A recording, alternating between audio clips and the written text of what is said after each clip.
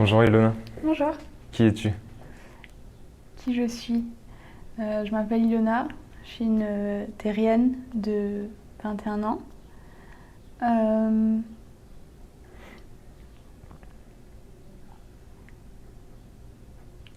J'essaye de ne pas me définir par par mon genre, par ce que je fais dans la vie. Euh, J'aime bien me réveiller et définir ce que j'ai envie d'être chaque jour. Et ça peut changer d'instant en instant.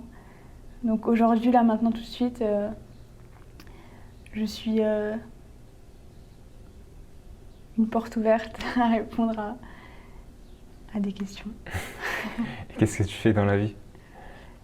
Euh, Qu'est-ce que je fais? Qu'est-ce que tu fais au quotidien? Qu'est-ce que c'est ton travail? Mon travail, ok. Là, actuellement, je suis en service civique. Je monte un projet qui s'appelle ZOL, Zone d'occupation libre. C'est un projet d'occupation d'art de rue dans l'espace public pour mettre en lien des artistes et des citoyens. Et qu'est-ce que ça a été ton parcours pour arriver à Zol, antérieurement? J'ai vécu 18 ans de ma vie au Liban. Ensuite, je suis arrivée à Paris à 18 ans et j'ai commencé une école d'architecture. Et je me suis rendu compte que c'était pas du tout ce qui me convenait. Et donc, j'ai décidé de voyager. Je cherchais la liberté. Et pour moi, la liberté, c'était le fait de pouvoir ne pas prévoir ce qui allait se passer et d'être libre de bouger physiquement. Et je me suis très vite rendu compte que ça rimait avec un manque de sécurité. Euh, et, et je me suis rendu compte que c'était pas vraiment ça, la liberté. Donc vraiment, je cherchais en fait un petit peu ma place et ce que je voulais. Et puis, j'ai atterri à Bordeaux et j'ai assisté à une réunion d'information pour le service civique. Et puis de fil en aiguille, je suis arrivée au service civique et j'ai rencontré Juliette et c'est avec elle que je fais le projet ZOL. Qu'est-ce que le mot famille, il veut dire pour toi? Famille. Le mot famille, oui. Hum, Ça veut dire plusieurs choses. Pour moi, je sépare la famille de sang, donc les liens familiaux, euh, et qui sont qu'on choisit. Pour moi, on choisit sa famille avant de venir sur Terre. Et pour des raisons particulières, on choisit telle ou telle famille. Et c'est un lien aussi qui est fort, indestructible. Indestructible. Et d'un autre côté, il y a la famille qu'on choisit et qu'on se fait, la famille de cœur, les frères et sœurs qu'on choisit sur notre chemin et qui ont autant d'importance que notre famille de sang. D'accord. Ensuite, est-ce que tu as des occupations que tu apprécies à côté de ton travail, donc de Zol? Ouais. Des occupations, ouais, j'en ai plein. Déjà, j'aime pas trop différencier le travail de mes occupations. Enfin, l'idéal, ce serait de pouvoir lier les deux et de faire de mon travail, que mon travail soit ce que j'aime faire et que ça soit lié, les deux.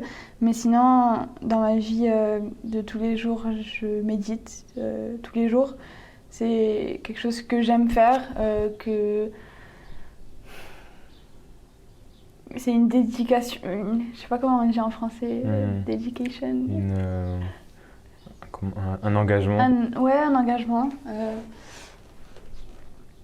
Euh, Bref, tu couperas ça. Non, mais...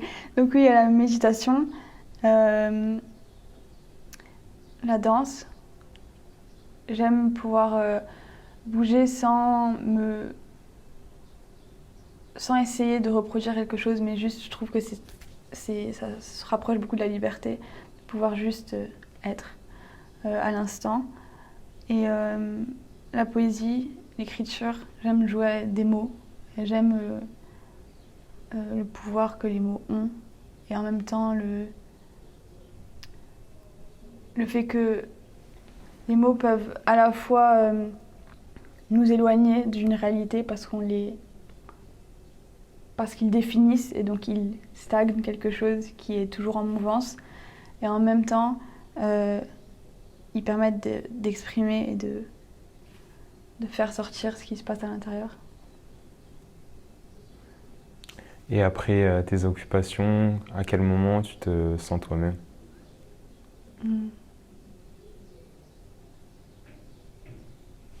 C'est une trop bonne question parce que j'ai l'impression que je cherche qui je suis continuellement et c'est un chemin. J'ai l'impression de découvrir ce que je suis.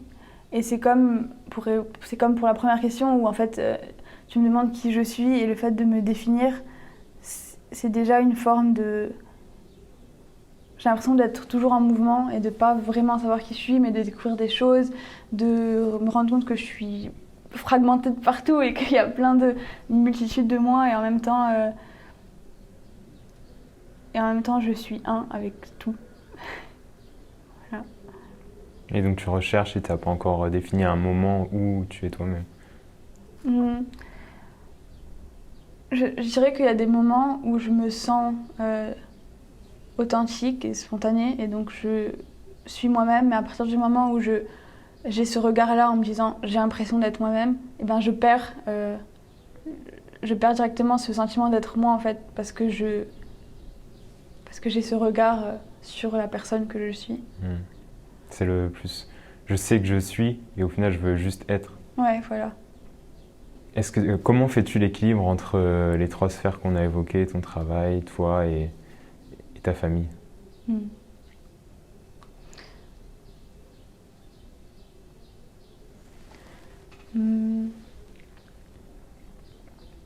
dirais que déjà les trois sont très très très liés parce que je suis définie par la famille dans laquelle je vis puisque en choisissant ou en étant dans une famille particulière, je porte aussi tout le bagage que cette famille porte, donc ses croyances, sa culture, et qui me définissent à un certain niveau. Et au niveau du travail, c'est aussi parce que ce que je donne au monde par mon travail me définit d'une certaine manière aussi, et fait de moi une personne ancrée dans une société particulière. Et donc les trois sont très liés et en même temps je me définis ni par ma famille ni par mon travail. Je crois en tout cas personnellement, je pense que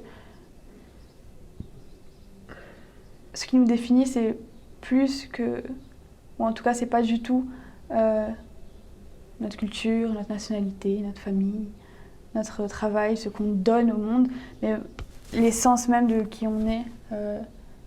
Et c'est pas forcément quelque chose qui est facile à décrire ou à mettre des mots dessus, mais qui est reconnaissable par essence. Ouais, c'est l'entité du coup. Est-ce que tu as changé de sens sur ce qui était important pour toi pendant ton parcours? Tout à fait, énormément. Oui. Il y a 2 ans de ça, dès que j'ai quitté mon école d'architecture, en fait, il y a vraiment une coupure entre l'avant et l'après ça. Parce que quand j'ai quitté mon école d'architecture, je quittais la sécurité, les attentes qu'avait ma famille et mon entourage sur ma vie et sur la direction qu'elle allait prendre. Et c'était vraiment, comme je te disais, une recherche de liberté et de quelque chose que... Enfin, c'était plus fort que moi, c'était laisser tomber tout ce qu'on m'avait imposé et rechercher ce qui, à l'intérieur, me faisait vraiment vibrer. Et donc, avec ça, il y a aussi des valeurs qui sont apparues, que j'avais pas forcément. Le côté aussi politique de qu'est-ce que c'est qu'un corps, par exemple, la présence de mon corps physique dans le monde et la responsabilité que ça implique d'être ici. Et en même temps aussi beaucoup de dédramatisation de ce que c'était la vie et le fait de se dire qu'en fait c'est aussi un kiff d'être là et que du coup, faut en profiter. Donc jouer de la vie, enfin jouer avec la vie, c'est quelque chose que j'apprends à faire depuis 1 an T'as maintenant. appris à savourer la liberté, mais sans pour autant la vouloir à tout prix en ayant peur un peu d'elle. Ouais, ça veut dire ne plus essayer d'aller à l'encontre ou aller atteindre quelque chose, mais plutôt s'ouvrir à ce qui est. S'ouvrir à ce qui est et c'est compliqué, mais accepter ce qui est pour pouvoir en faire ce qu'on veut en faire.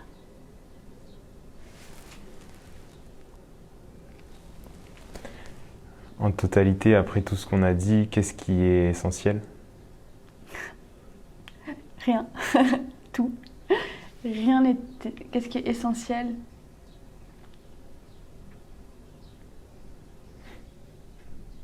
D'être là. De respirer, d'être en vie, de...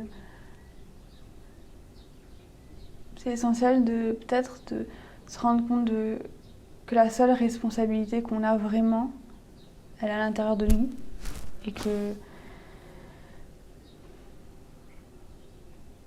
c'est de l'intérieur qu'on construit ce qu'on veut voir s'afficher sur l'écran extérieur de la réalité.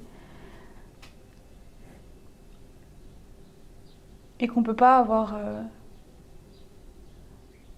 on peut pas mal faire en fait, je pense. C'est important de comprendre qu'on peut pas se tromper. On peut juger, on peut ne pas être d'accord avec ce qui se passe, on peut résister à ce qui est, mais c'est important de faire confiance à ce qui est. Parce qu'on ne gère pas, mais on expérimente. Voilà. Et pour le futur, as-tu 3 souhaits? 3 souhaits pour le futur.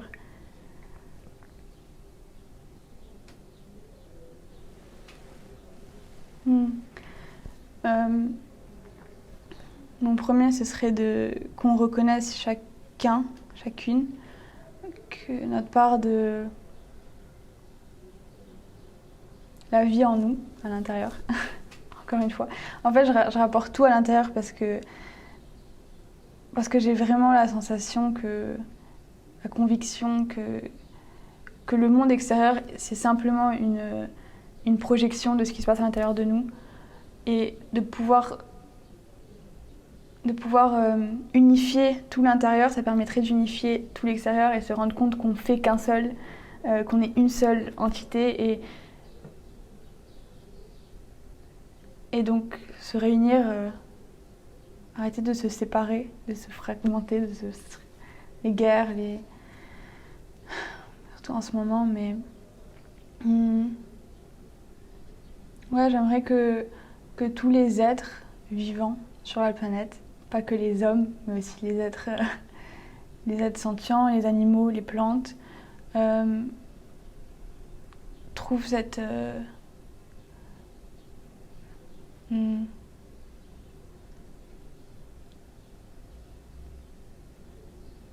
paix intérieure qui existe en nous tous. Merci, Luna. Ouais.